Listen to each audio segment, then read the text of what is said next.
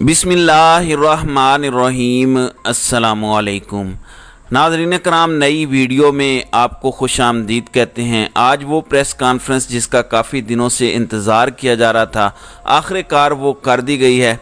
DGISPR की जानिब से ये प्रेस कॉन्फ्रेंस की गई है जिसमें बड़े अहम निकात उठाए गए हैं। कल से खबरें आ रही थी कि ताकतवरों की जानिब से एक प्रेस कॉन्फ्रेंस की जाने वाली है।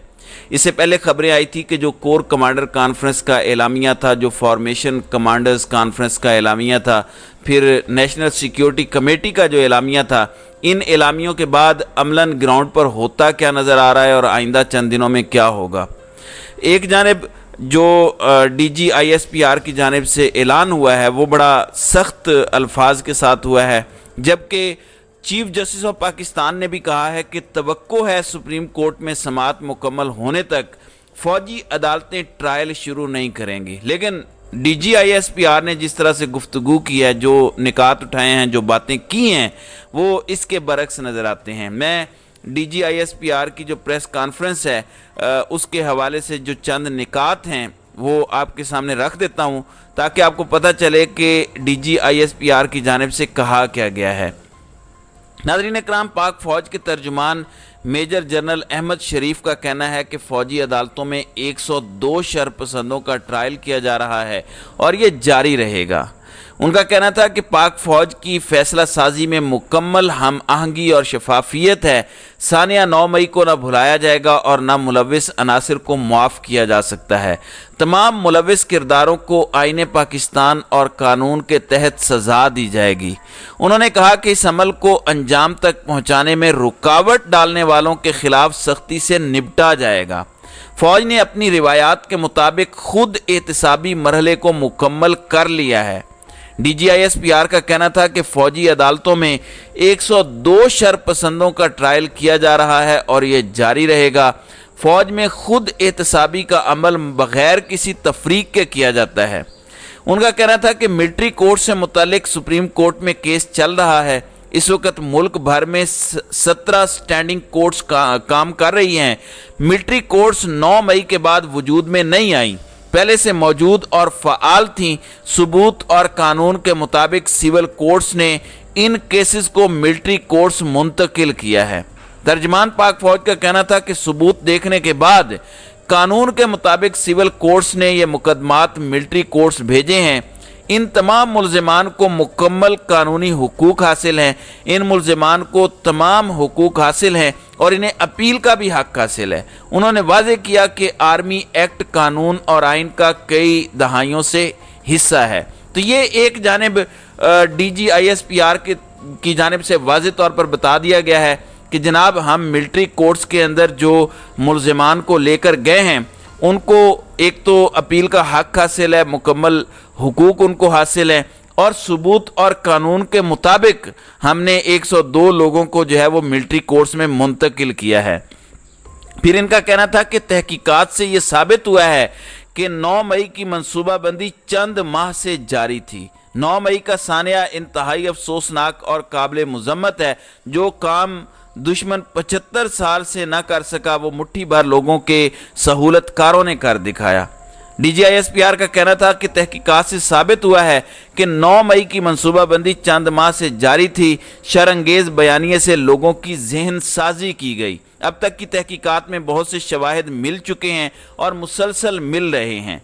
अब ये जिन शवाहिद की बात कर रहे हैं, बज़ाहिर दावा है, अभी तक कोई ऐसे शवाहिद जो हैं वो पेश नहीं किए गए कि वो कौन से शवाहिद थे जिनकी बुनियाद पर चंद माह का ये दावा कर रहे हैं कि चंद माह से जो है वो इस शरपसंद बयानिए से जो है वो लोगों की ज़हनसाजी की गई है। फिर इनका कहना है कि आज की प्रेस ब्रीफिंग का मकसद सानिया 9 मई से मुतल्लिक आगाह करना है। अफवाज पाकिस्तान के शहदा के लवाहिकीन में सख्त गुस्सा पाया जाता है।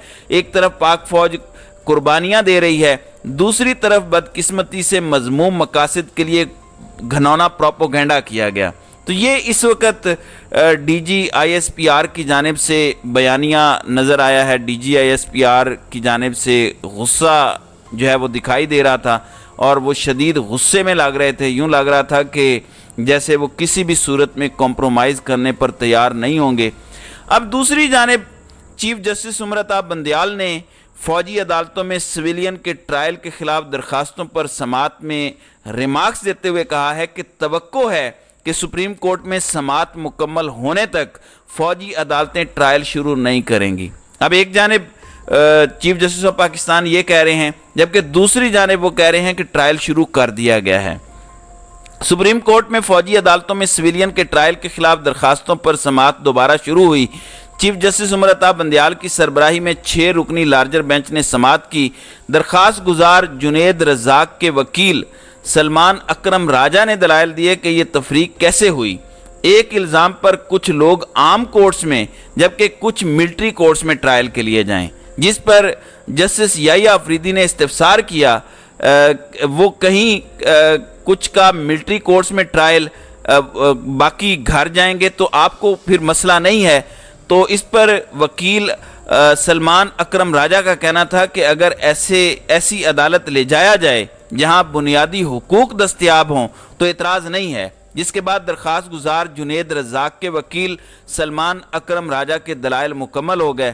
پھر عمران خان کے وکیل جو عزیر بھنڈاری ہیں، انہوں نے اپنے دلائل کا آغاز کرتے ہوئے کہا کہ ہم تمام درخواست گزاروں کو سپورٹ کرتے ہیں، ہم چاہتے ہیں اوپن ٹرائل ہو، کوئی قصوروار ہو تو اسے سزا ملنی چاہیے۔ ظاہر ہے ملٹری کورٹس میں اوپن ٹرائل نہیں ہوتا، اس طریقے سے آپ جو دلائل ہوتے ہیں یا گفتگو جو ہوتی ہے وہ باہر نہیں آتی، بس یہ پتہ چلتا ہے کہ فلاں شخص کو 9 سال کی سزا ہو گئی ہے، فلاں کو عمر قید ہو گئی ہے، فلاں کو 4 سال کی سزا ہو گئی ہے۔ تو اوپن ٹرائل کی جو ہے وہ عمران خان کے وکیل عزیر بھنڈاری نے جو ہے وہ استدعا کی ہے۔ انہوں نے کہا کہ استدعا ہے کہ 9 مئی کے واقعات کی تحقیقات کے لیے جوڈیشل کمیشن تشکیل دیا جائے۔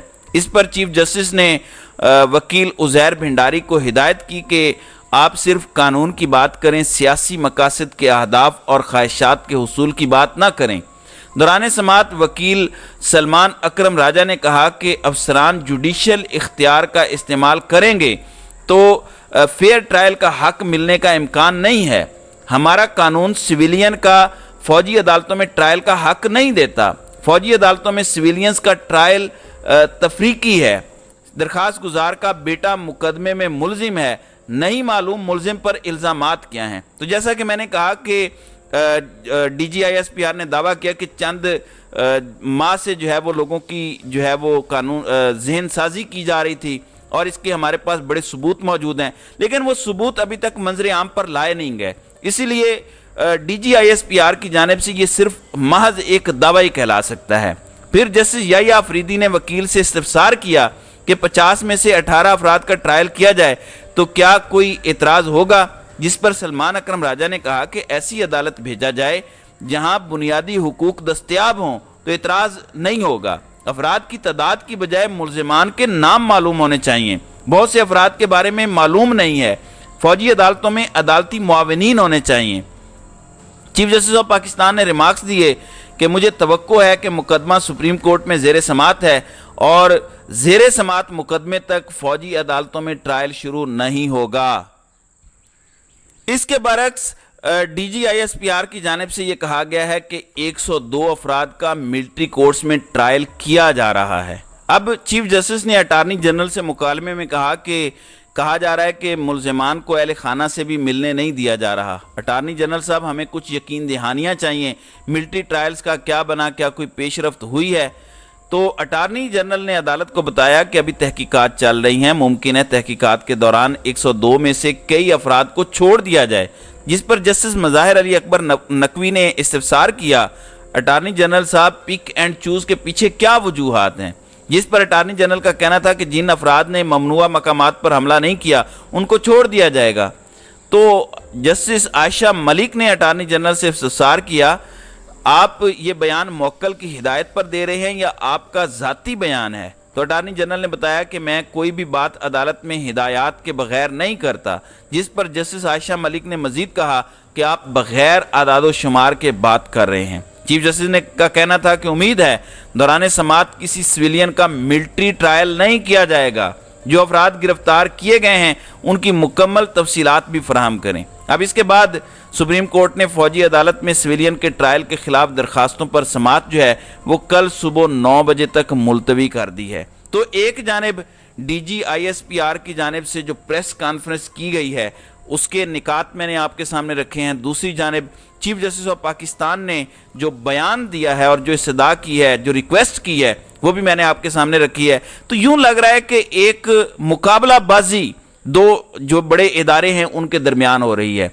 यानी एक जानिब मिलिट्री बतौर इदारे के अपना बयान जो शो करवा रही है उसमें, और जो chief justice of Pakistan supreme court की जानिब से जो बयान दिया जा रहा है और जिस तरह की समाअत हो रही है, उन दोनों के अंदर तजाद और कंट्राडिक्शन नज़र आ रहा है। तो यूं लग रहा है कि दोनों इदारे जो हैं वो महाज आराई की तरफ जा रहे हैं।